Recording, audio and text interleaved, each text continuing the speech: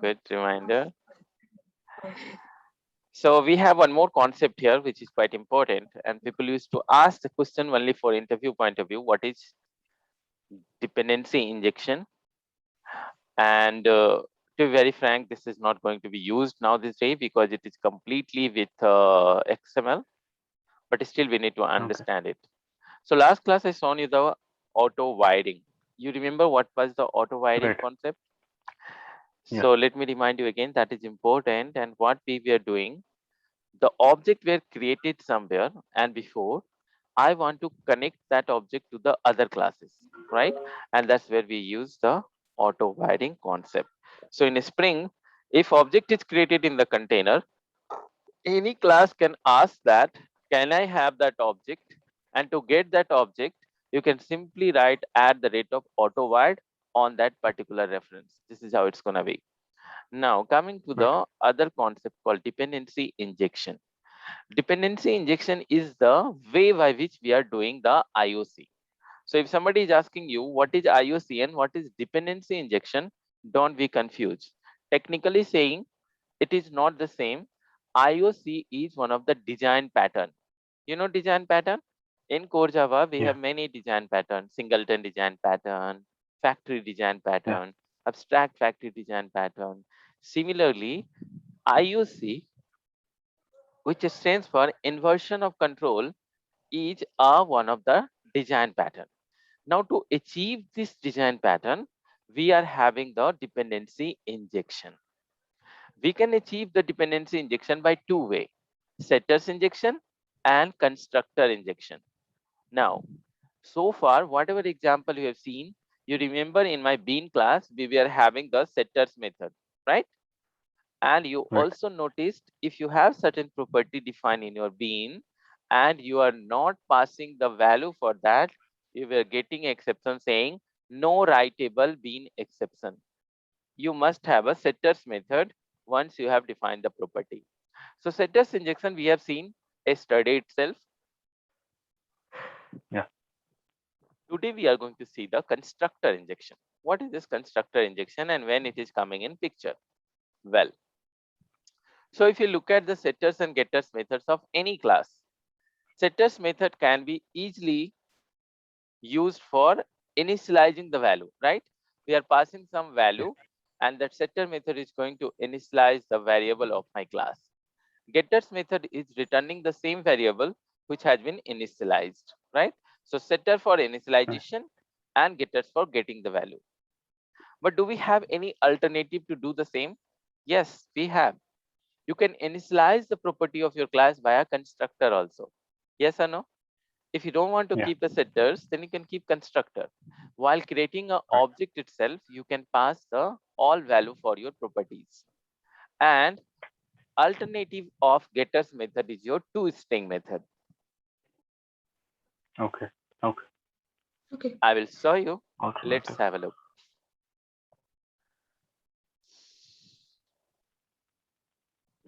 Mhm. So we have a student.java. Okay. So now here we have private int id,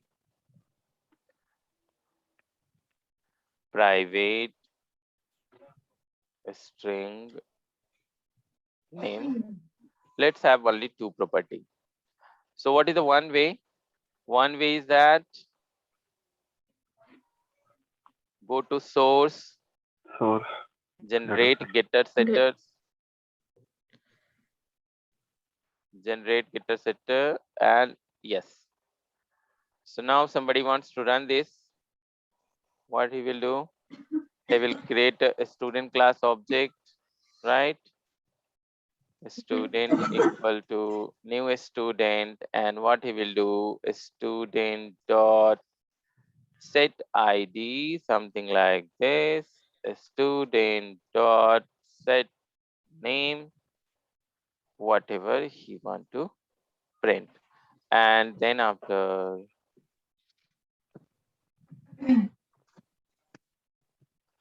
he can simply say stud mhm, student dot get ID and a student dot get name.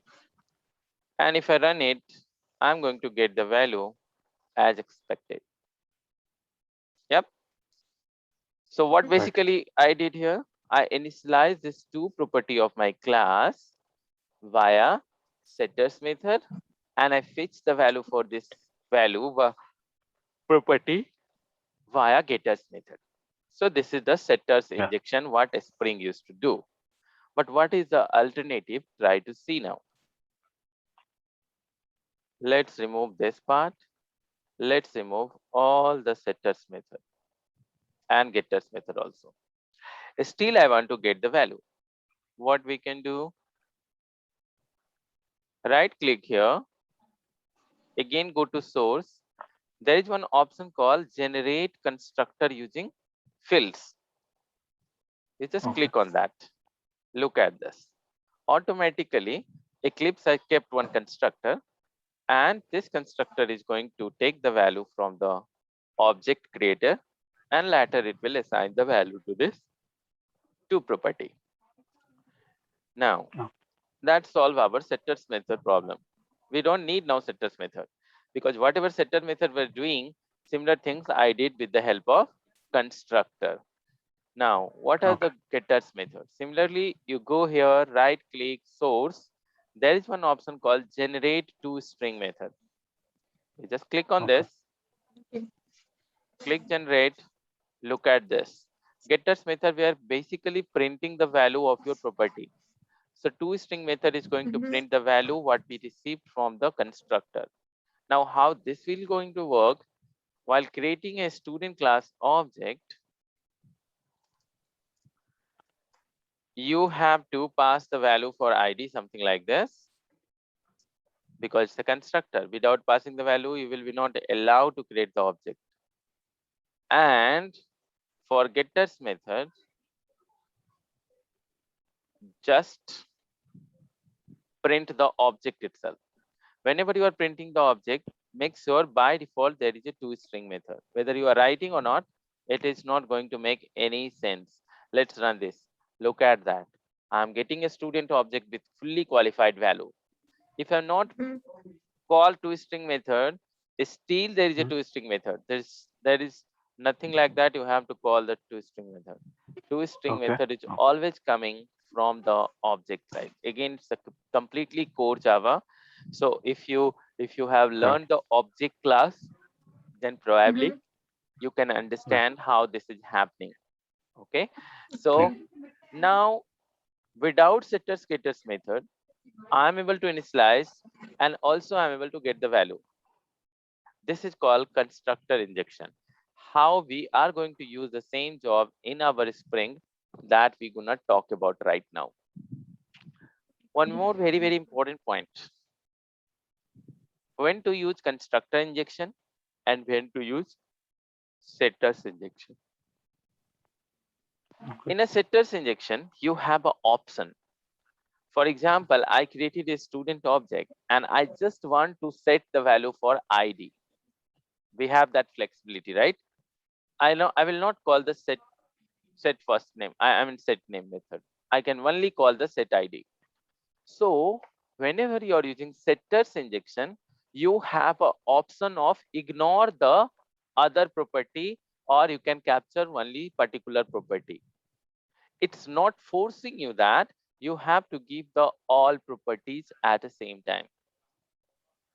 But in constructor injection, there is no possibility you can skip any value to be initialized. While creating the constructor itself, it will ask you. You can't do like this. You cannot say that I will only pass the ID. No, you will get compiled error. So what you understand here? Constructor injection will force you to initialize the all property, whereas Okay. setter injection is not going to force you. Make sense? Okay. Yeah. Okay. So this is the main concept. If somebody is asking you what is the difference between setters injection and constructor injection, you just need to tell them setters injection is allowing us to not mandatory initialize the properties, whereas constructor injection is forcing us to initialize the property. Okay, so let's come to now a.java. Under the a.java, we have a two string parameter, parameter 1, parameter 2. And I'm initializing this parameter 1, parameter 2 via constructor, just like a student class how I did. And I'm returning or printing the value of parameter 1 and parameter 2 via toString method. Now question is, how we can create a bean of this A class? Come to the config.xml. Pretty simple. Bean ID and class is exactly same whatever you have seen in the last class. Instead of property and name, what I'm using now? Constructor hyphen arg. If you remember the last class example, wherever we have a config.xml, look at this. If you are using setters injection, then you have to use property name. If you are using constructor injection, then what you have to use? Constructor hyphen arg and index, something like this. Okay. Value is still same. So this is the only difference, guys. Now, let me tell you that how it's gonna work. While creating a class constructor, I'm saying go to the constructor and initialize the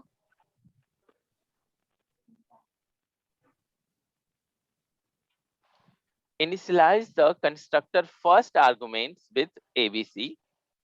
You can also put index here, something like this, and index 1 with XYZ. So the moment this bean is going to be created, it will go to your A class.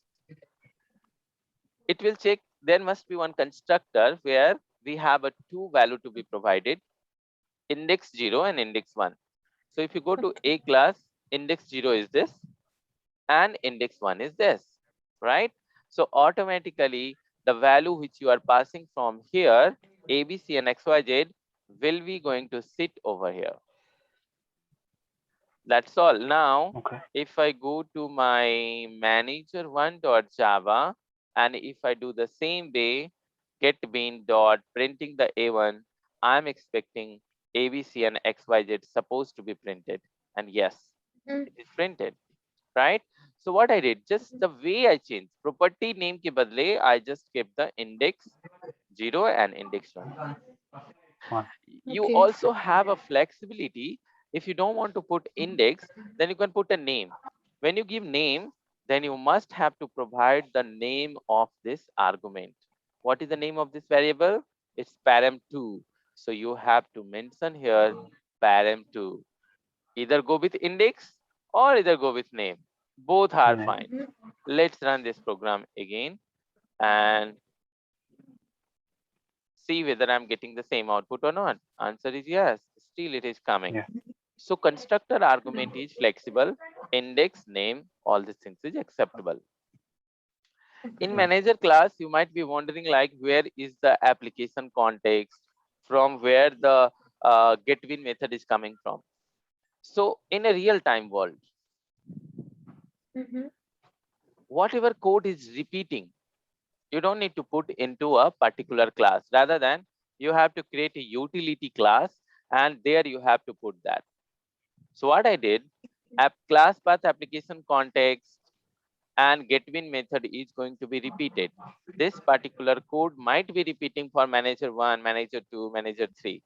So instead of that, one time I came to the util class and with the help of a static initialization block, I have initialized my container. Now, this piece of code, no need to write in manager 1, manager 2, manager 3, whatever you have in your project. You just read in one time. Now you have a util class. You pass the ID to this util class. This util class, what it will do? It will return you the bean for that particular thing. So manager1.java is now not going to define class path XML application context, blah, blah, blah. Instead of that, he's just going to util class and asking that, hey, can you give me the A1 object? Once you got a A1 object, you are just printing. And just now I shown Yeah. you, if you are printing object, by default there is a toString method, and it is going to print the value whatever that A class properties is having. In our case, we have a param1 and param2. Ignore these two. I will be coming on this very soon.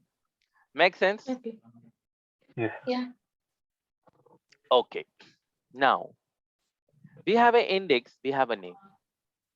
Index 0 and name. You know constructor overloading, guys? Yeah, constructor overloading and overriding. Okay, you know that. Good. Mhm. I'm sorry. Constructor, there's no constructor overriding. It's a method overriding. Constructor is Method. Oh, just Yeah. sorry. having the Oh, overloading. Okay. Now think about this one. Int for a timing. Let's ignore this. Now in this class, I have a two constructor. Both are taking a two argument, but one is taking a string argument as a first, and another one is taking the integer as a first. But the Mhm. name are still same: param1, param2, param1, param2, and compiler is having no problem, because constructor overloading is saying you must have a many constructor, but make sure the parameter type or number of parameters supposed to be changed. You cannot give the same type of parameter or same number of parameter. If you change the type, okay. I'm okay. And this concept is known as constructor overloading. You have a two constructor in this class. Yeah. Now come to our configuration.xml. While defining this bean, what you are saying? You are saying, hey Spring, go to a class. You will be having the constructor. Initialize the first constructor argument with ABC. Initialize the second parameter of that constructor, which is param2 by XYZ. Spring told, okay, fine. Let me go to your A class. When he reached to A class, he found, oh my God, this is also having index 0 and param2. This is also having index 0 and param2. He will be Yeah. confused. And when Spring is confused, then you will get an exception. It will clearly tell you that I'm sorry, I found a two constructor, both are matching with the definition which you have defined. So you have to help me that which constructor I need to go, whether the first one or second one. Are you understand what Okay. I'm trying to say here? Yes. Yes. Yeah. This definition, index 0 and name param2, is valid for both the constructor, and that is the Both. reason Yeah. it's confusion. Now, what is the alternative for this? Alternative is the type. You have another option called type also. So let's come to the type part. Let me open the B class. Under B class, again we have a param1, param2. Parent. One constructor is initializing the param1. Second constructor is initializing the param2. Now inside the config.xml, what you are saying, hey, Spring, I'm defining the bean for my B class via constructor injection. Spring is saying, okay, fine. Now what you did, you just kept like this, index 0 here. Now Spring went to B class. It is saying, okay, I got one constructor to be initialized, which is having only 0 index, one argument. I will be coming here. But when he reached to here, he found, oh my God, there is a two constructor having the index 0, which is a single Mhm. argument. Yeah. So the Yeah. confusion, how to avoid this confusion? The confusion avoid purpose, you can use the type.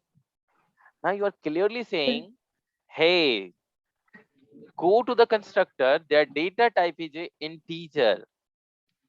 Now you cannot have two constructor with the same type. You will get compile time error. Look at this. Right.